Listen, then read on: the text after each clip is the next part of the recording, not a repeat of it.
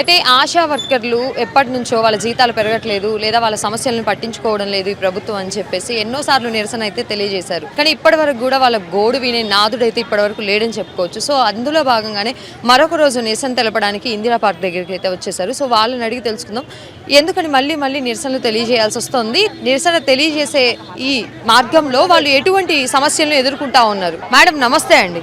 నమస్తే మేడం. మేము ధర్నా అంటే మాకు శాలరీస్ రావట్లేదు, ఫిక్స్డ్ వేతనం కోసం అని అడుగుదామని వస్తే కూడా అసలు ఇంత రెస్పాన్సిబిలిటీ లేకుండా ఎక్కడ వాళ్ళని అక్కడనే అరెస్టులు చేయడం, అసలు కనీసం మేము ఏం మాట్లాడతామో అని వాళ్ళు వినాలి కదా. అసలు మా గోడేంది, అసలు ఇచ్చే 10,000 కూడా ఇస్తలేరు. ఇంకా 2-3 months అవుతుంది. ఆ శాలరీస్ కూడా ఇవ్వకుండా ఇట్లా ఇబ్బంది పెడితే జనాలు ఎంతో దూరం నుంచి వచ్చిర్రు. ఎక్కడికక్కడనే అరెస్టులు చేసి వాళ్ళ బ్యాగులు తీసేసుకొని వాళ్ళ కనీసం వాటర్ కూడా లేవు, ఎక్కడో అక్కడ పడిపోతుండ్రు. రోడ్డు మీద చూసుకుంటూ వస్తున్నాం మేము.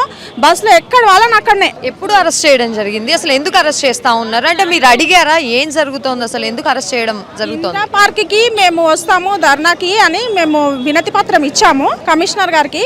ఇచ్చిన తర్వాత మరి వాళ్ళు నైట్ నుంచి అరెస్ట్ స్టార్ట్ చేశారు. ఇంటి దగ్గరికి వెళ్ళి ఇంట్లోనే ఆశా వర్కర్స్ ఇంటి దగ్గరనే నైట్ మార్నింగ్ 3 AM నుంచి స్టార్ట్ అయింది. ఇక అందరిని అరెస్ట్ చేయడం, బాలనగర్, కుషాయి కూడా అందరిని అరెస్ట్ చేసిరు. చాలా ఆల్మోస్ట్ అందరిని అరెస్టులు చేసిరు. ఇప్పుడు రోడ్ల మీద బస్సులతో వస్తుంటే కూడా బస్సులు ఆపి మరీ కూడా అరెస్ట్ చేస్తున్నారు. ఇప్పుడు ఇక మధ్యలో గల్లీలకు పోయినా కూడా వాళ్ళని గుంజుకొచ్చి లేడీ కానిస్టేబుల్స్ గుంజుకొచ్చి వాళ్ళని కూడా తీసుకెళ్తున్నారు.